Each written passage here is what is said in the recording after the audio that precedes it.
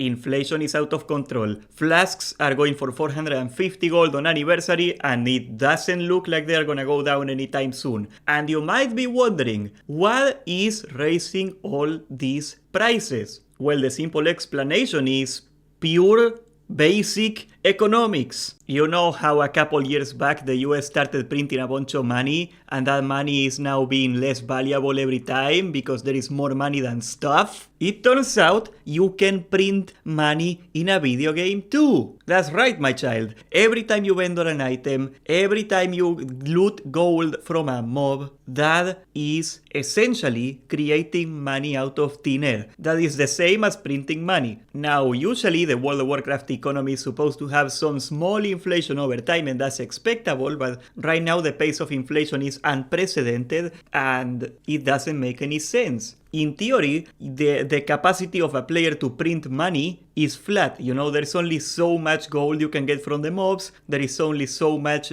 mobs you can kill in a certain amount of time, so eventually you reach a point where your money printing capacity is the same speed as it was before, but the prices are so high that the percentage of money printing to the economy is kinda like smaller. So eventually you reach a point that there is so much gold in the economy, but the ability of the players to print money is the same, and in turn the percentage of new money being introduced into the economy is lower and inflation slows down. Then again, Blizzard didn't expect this to happen, and that's what I'm gonna show you. Where is this inflation coming from? This is one of the hot new farms that all the mages are doing right now. This is from Lederen. He makes a lot of mage videos, it's pretty cool, but he's a mage and he is in Sunken Temple. Now I want to show you what he's gonna do and what all the mages are doing right now. He's sneaking into Eranicus' room. You can see he's using this ledge as a reset point, and he's basically just gonna get inside the boss room. It just so happens that when you pull Eranicus, you pull the entire trash on the lower half of the dungeon. All the dragons pull, that's why you're supposed to clear them beforehand. But here's the thing, you remember back in Season of Discovery that they put an invisible wall in this ledge? This is why there was an invisible wall in there. You can see right there, all the mobs are coming on the side, there they are. He didn't aggro them. This is very similar to the resetting of the graves in Sulfarak. Since he didn't actually aggro them because he reset, they are all gonna go to a single spot. And now he can very easily pull every single mob at once. There you go. Now I'm gonna skip a little because I don't wanna waste your time, but he just gathers them all up in there, he just stacks them up over time running like you would do in Marodon. Then he goes and pulls every mob in Jamalan's room. This is a huge pool. This is not as big as the Marodon pools in number of mobs, but these mobs are like 10 levels higher. And here's the crazy part about pulling level 50 mobs. Level 50 mobs have a chance of doing wall drops. So we are talking Edge Masters, they can drop it. We're talking the Eye of Flame, you know, all those little mage items that got like spell power in them, all those world epics. These can drop them. Flurry Axes. Flurry Axes had gone down in price a lot because these farms can produce Flurry Axes. So it is not all bad for the economy in the sense that the rare epics are now more affordable. We got that going on. And then he will get, if I recall correctly, into this legend, he's gonna do like the little resetting thing. Yep.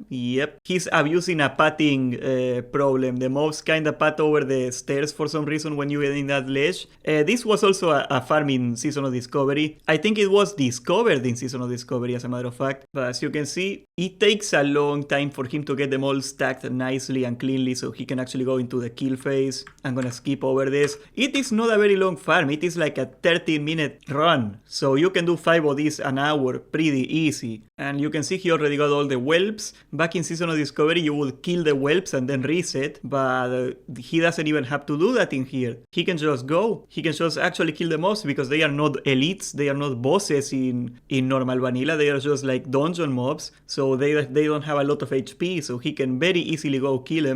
Now it is just like Marodon that some of these mobs have Acid Spit is a nature spell, and if you get nature resistance you can get that talent that gives you mana every time you resist a spell, so you don't even have to wait a lot for mana either. That's why the kill phases are pretty short. And there you go, he killed the entire place in what, 11 minutes. That's all it took. Okay, there is a couple stragglers. He's gonna reset them, it seems. Yep. Okay, he just gets on a reset spot and the reset. And there you go. This is like several dozen, probably over 100 mobs. Okay, 105 mobs. There you go, it's in the title, I'm stupid. 105 level 50 mobs in what? 13 minutes? That's counting the time it takes him to get out and reset. This is absolutely bonkers. If you take a look at him looting, he's getting like 15 silver per mob. So 105 times 15 silver, some of them give like 40 silver, look, oh that's crazy. So we are looking at 15 gold in raw gold alone every 15 minutes. That's 15 times 5 is 75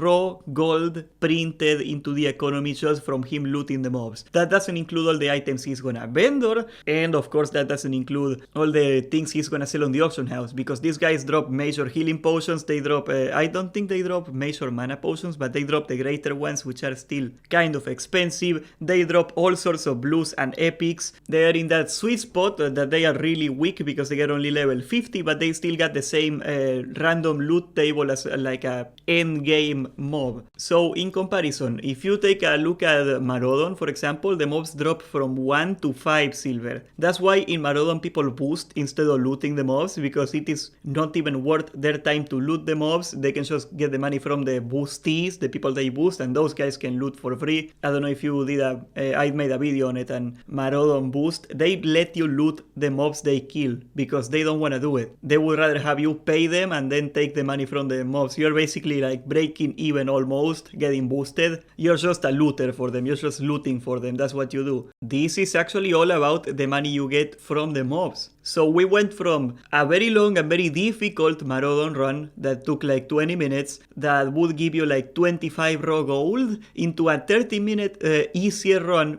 In my opinion, this is way easier. That will give you 75 gold that gets printed straight right into the economy. And that's the problem. Of course, this is not the only problem. There is still Stratholm Undead farming, there is still Marodon, well, it is still quite a lot of inflation, and this is a lot of money printing that wasn't intended into the game. We talk a lot about how the economy wasn't intended for normal players. Like, it is hard to believe that if everybody was flasking back in vanilla, the Black Lotus would have stayed the way it is. The reason that the Black Lotus is like so rare is because they never expected everybody to want a flask every week. Well, same here. The reason that the economy cannot hold this inflation is they never intended somebody to go and solo Sunken Temple in 13 minutes. World of Warcraft has very little ways to stop inflation. They call them gold sinks. That is basically deleting gold from the economy.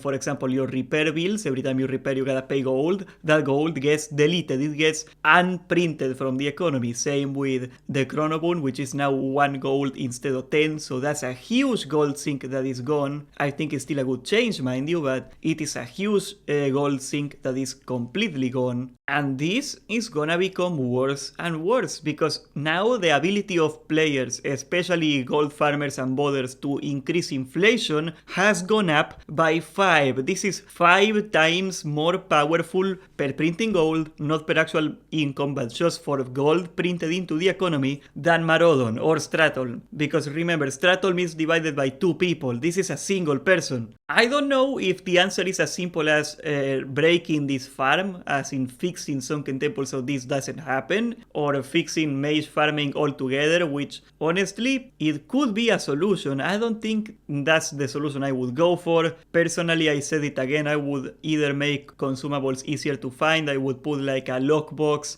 at the end of dungeons that gives you a chance to get like a Black Lotus or an Elemental Fire or something like that. Very similar to what they did on Season of Discovery, because in my opinion that worked pretty great. I don't think anybody is mad at Season of Discovery making consumables really cheap. But speaking of gold sinks, if you want to fix inflation from the ground, there is also a pretty interesting solution you can go for. There is something they call pegging. It's a different kind of pegging. They basically fix the price of an item to gold. For example, say you make a vendor that sells Black Lotus at a price of 150 gold. I am making up the numbers. And you limit it to like, I don't know, one per account per month that you can buy. All of a sudden, a quarter of the demand for Black Lotuses in the game is gone because you raid 4 weeks a month and you get 1 week a Lotus for free. That's a quarter. So that itself would force the prices to go down, the upwards pressure, but also every time you buy a Black Lotus from that vendor, you delete 150 gold from the economy. So you are also stopping gold farming. You are also deleting gold that would otherwise just flood the economy. So it's a double whammy. And here's the reason I propose it. And here's the reason I think Blizzard could entertain this idea before. Because let's be honest, it incentivizes people to make more accounts and that means more money for Blizzard. So this is like a solution that Blizzard could have a financial interest in enacting. And let's be honest, if they are gonna fix this damn game, they gotta see the money in it or they are not gonna do it. They have proven time and time again that's the only thing they are gonna do. So I don't know, what is your solution? What would you do? I don't see a better way to do this, guys. Those prices gotta go down. This is completely unsustainable. It's gotten so bad people want GDKPs back because they think that era 2019 economy was better than this. That's how bad it's gotten. That's the goal. We are screwed, brothers. Subscribe, join the Discord, and thank you for watching.